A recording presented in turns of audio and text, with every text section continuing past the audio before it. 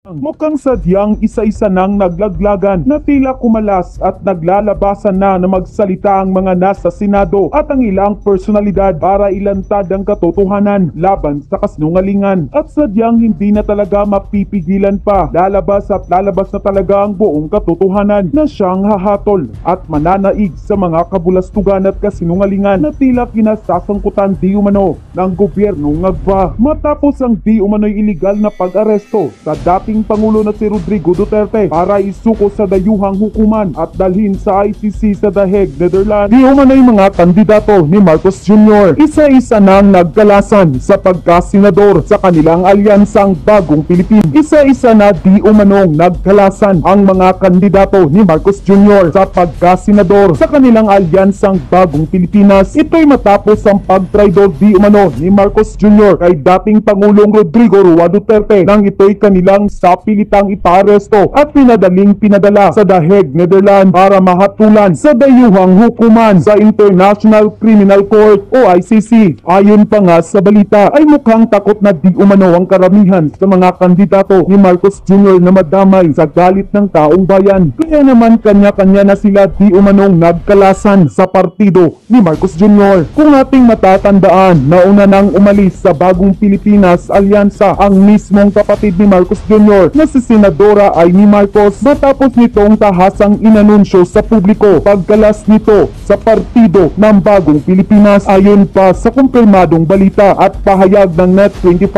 News sa kanilang official Facebook account, inanunsyo ni Senador Amy Marcos ngayong Miyerkules, Marso 26 ang kanilang pagkalas mula sa alyansa para sa Bagong Pilipinas, ang Electoral Alliance ng Administrasyong Marcos dahil sa hindi pagkakasundo sa pag-aresto kay dating Pangulong Rodrigo Duterte. Kamakailan, pinangunahan ni Senator Marcos ang isang pagdinig sa Senado kaugnay ng pag-aresto at paglilipat kay Duterte sa International Criminal Court sa The Netherlands. Ayon sa Senadora, ilalabas niya ang kanyang paunang natuklasang impormasyon sa lalong madaling panahon. Marami din ang ugong-ugong at napabalita din na kakalas di umano ang Senadora na si Pia Cayetano na kilalang taga-suporta ng mga Duterte, lalo na ang kapatid nitong si Senador Alan Peter Cayetano na una nang kinalampag ang gobyernong Agva kaugnay sa di umano'y iligal na pag-aresto ng dating Pangulong Rodrigo Duterte. Bali-balita rin na ang susunod di umano nakakalas ay si Camille Villar na kilalang maka-Duterte ang pamilya at kung maging independent raw ito ay wala aniyang magiging problema dahil may mga makinarya ang pamilyang Villar at kayang ipanalo ang kanyang kandidatura kahit hindi na umasa kay Marcos Jr. na di umano'y puro kamalasan lang raw ang hatid sa kanila. Mukhang hindi lang ito pala dyan ang mababawas sa alyansa. Oo. At meron pa bang iba? Pero ang gulo ng sitwasyon, ha? Marami pang gustong kumalas. Di ba, sabi ko nga sa iyo noong nakaraan, meron ngayon mga kumakandidato na bahagi ng alyansa na nagkakanya-kanya na, Kuya Benny. Yun ang impormasyon na naman natin, mula nung nangyari sa dating Pangulong Duterte yon, wala na silang parang yung buo na sila yung magkakasama. At iniiwasan na nila ngayon ang parte ng Mindanao at ilang lugar sa Bisaya. Kasi lalo na nga po, pag-identified nila na baluarte ng mga Duterte, hindi makapagkampanya itong grupo ng alyansa ng Bagong Pilipinas. Yes. Kilala mo ba yung dalawa pa na in the coming days, baka... Kasi ito hindi pa naman direktang nagsasabi. Pero may mahiwatig lang. Ito, maintindihan ba kung bakit Sino yan? Una, Senador Pia Cayetano. Hoy, maintindihan mo. Yes. Maintindihan mo kasi kapatid niya si Alan. Yung Alan Cayetano naman. Supporter. Supporter. Oo. So, understandable. Kinakanta-kanta ko pa naman yun. Alin? Yung Pia Cayetano. Hindi mo pwedeng Dante Marcoleta. Ha? Palitan mo na yan. Hindi ba yung tono ngayon Palitan mo na. Ay, nako. Sino pa yung isa? Magagalit si Kong Dante dyan eh. Bakit siya na kinakanta mo? Hindi, naalala ko lang. Ano kinakanta? May LSS yung lasong syndrome. Ang kinakanta ko kasi, pambansang simang kampante kay Dante. Ayun dapat. Number 38 sa balota. Ayaw ko na nung Pia kayo tanong. Dante na. Ay, ano sa, ganun ba? Sino pa yung isa? Oh, yung pangalawa. Isa pa lang nabanggit mo eh. Eto naman.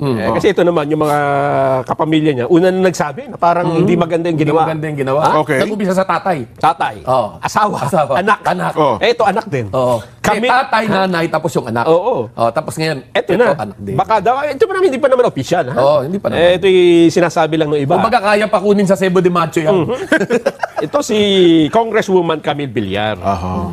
Pero ako, knowing Villar, kayang sumolo niyan. Kaya. Sa bagay. Kayang Kaya. sumolo niyan. May ano yan eh. May sariling makinarya na. Yes, saka may resources yan. Kung pag-uusapan may resources. At saka kung sa tingin ko ay mukhang hindi naman nakakatulong, imbis ay nakakahadlang pa Oo. ang alyansa, Malamang baka bumitaw magkalasan talaga. nga yung iba. Hindi, kasi, ako sa tingin ko, baka hindi lang yan. Kasi yung partido ni Camille Villar, tama ba? Nationalista Party? Oo, NP. NP yan Oo, eh. oo. Tatlo sila dyan eh. Meron pa? May tatlo yan. Ay, di, hakatakin na yun. At siyempre, ang inaasahan nila dyan ay ang pamilya Manny Villar at saka si Cynthia Villar. Sa funding, ano? Kung ang pag-uusapan na funding, oo nga. hindi ko na sasabihin ko sino. Alamin na lang. Kung Sino sino yung NP? sa tatlo ng miyembro dyan ang kapartido nila sa NP rin. Naku po. Yun lang naman ang, sana, mali tayo. No? Jen, ipinagmalaki pa naman ng Pangulong Bongbong Marcos eh. Na? Doon sa unang-una nilang campaign sortie, ha? Yung sa Ilocos Norte. Sabi niya, tayo lang. Oh. Ang partido na nakabuo ng kompleto. 12 tayo. Pwede ba ipaalala? Baka sabihin nila May kumpleto naman, 11. 11 na lang kumpleto. Kompletong 11. Meron ba tayo video nun? Pero gaya lang, mukhang hindi naman inihanda eh. Ganun ba? Pero nakita natin. Pero natatandaan mo yun, di ba? Kompleto. Yung pabulol-bulol pa nga eh, di ba? Hindi, sabi ng Pangulo, kami lang nakakompleto. Tsaka ito talagang pinili natin yan. Subok yung mga yung tao na yan. Yung kabila niya, kalaban natin eh. Parang mga nautusan na pinabili lang ng suka eh. Magkakaroon Doon nagsimula yung yes. napabili lang ng suka. Yes. Yung mga kalaban daw nila. Eh, ganun talaga. Eh? Nako. Ang isa sa naaawa ko dyan ngayon, naipit na ipit. Alam mo kung sino? Sino? Senator Francis Tolentino. Oo nga, Di ba? oo. Well, alam mo na, si Santol, kasama sa palatuntunan niya.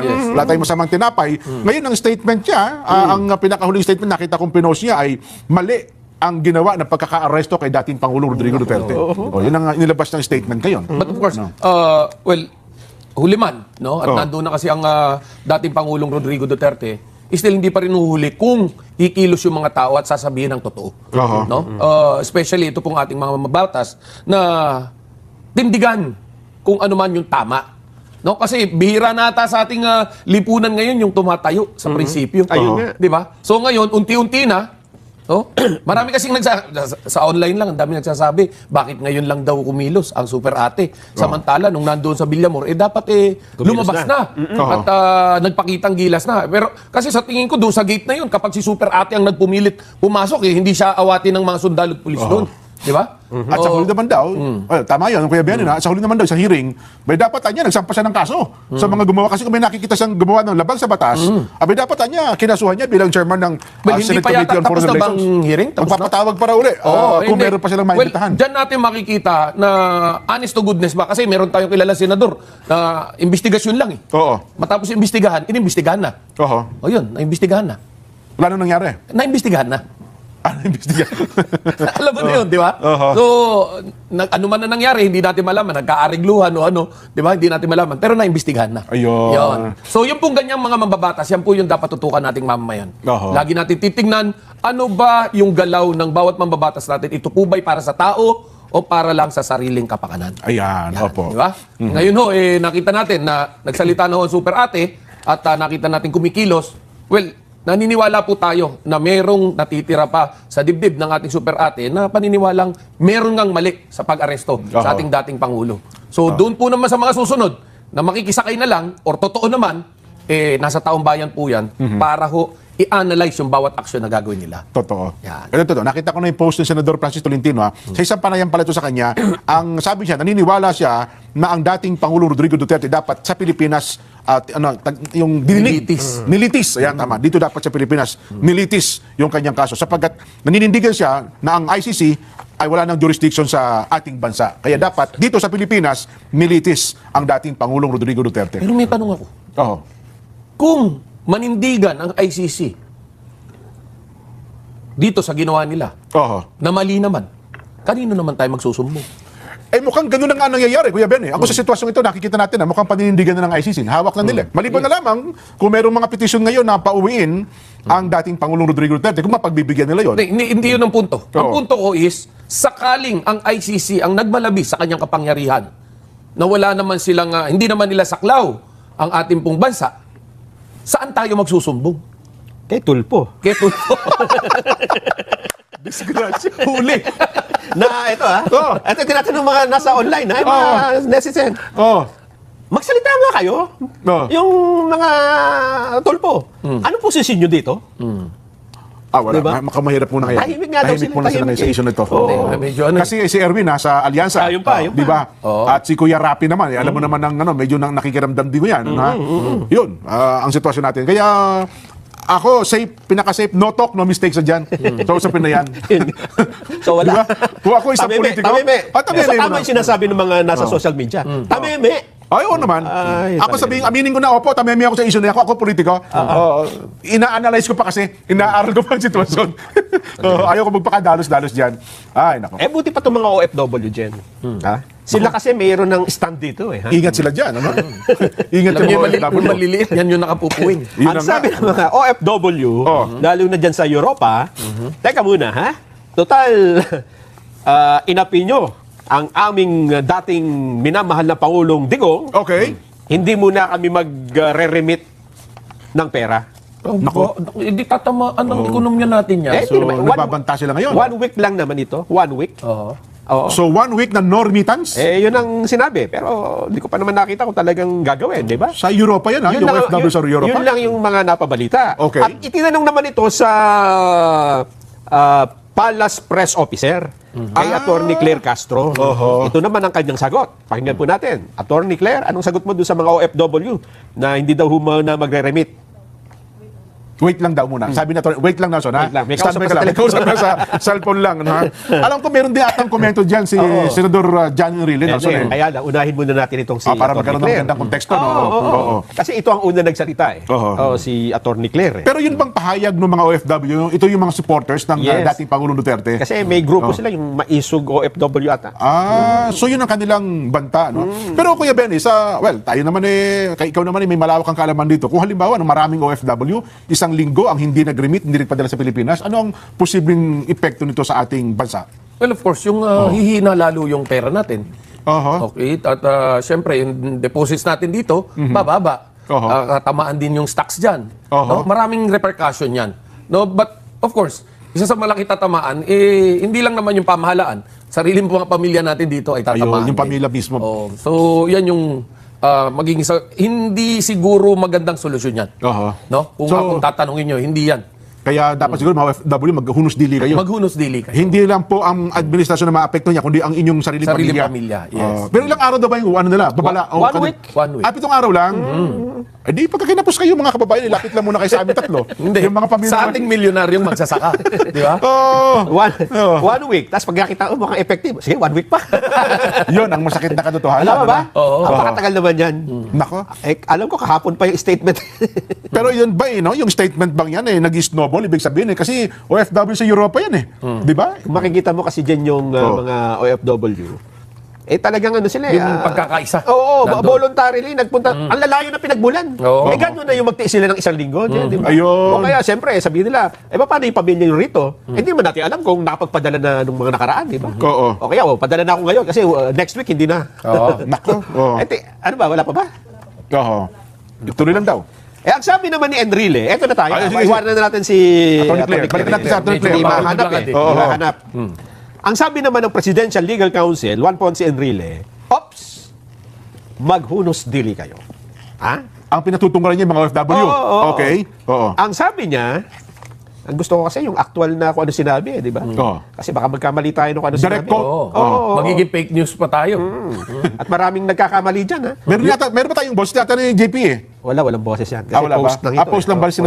Okay. Kaya this is a humble, unsolicited reminder to our social and political leaders.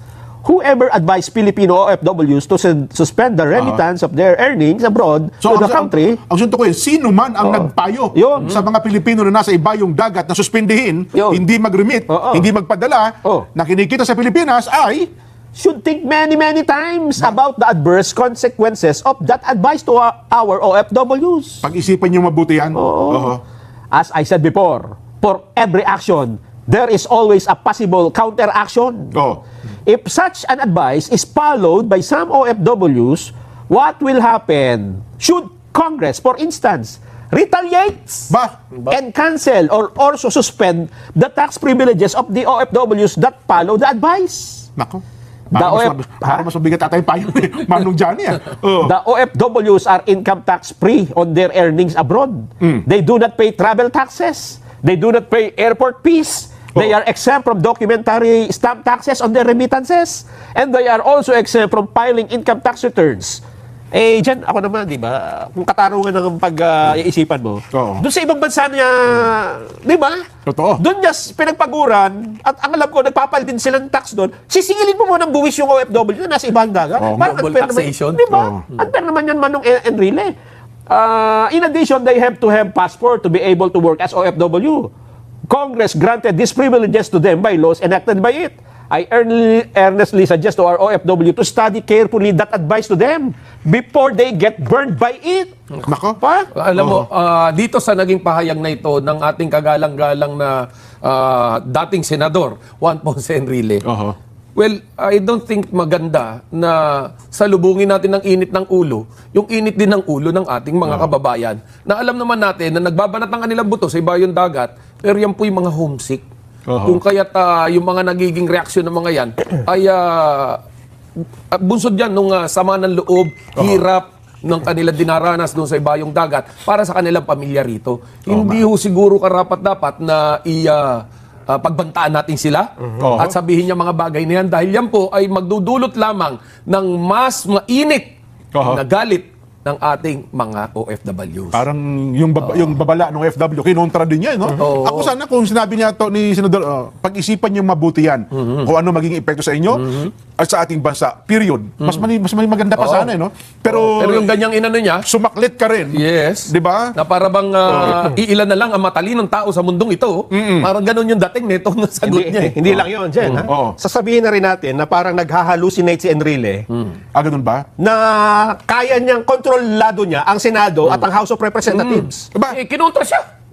Di ba? Oo, kinontra siya. Ayun nga. Kinontra. Kasi yung sinasabi niya na isususpende yung mga pribilehiyo ng OFW, kailangan niyang pagbutuhan ng Senado at ng Kongreso. Oo.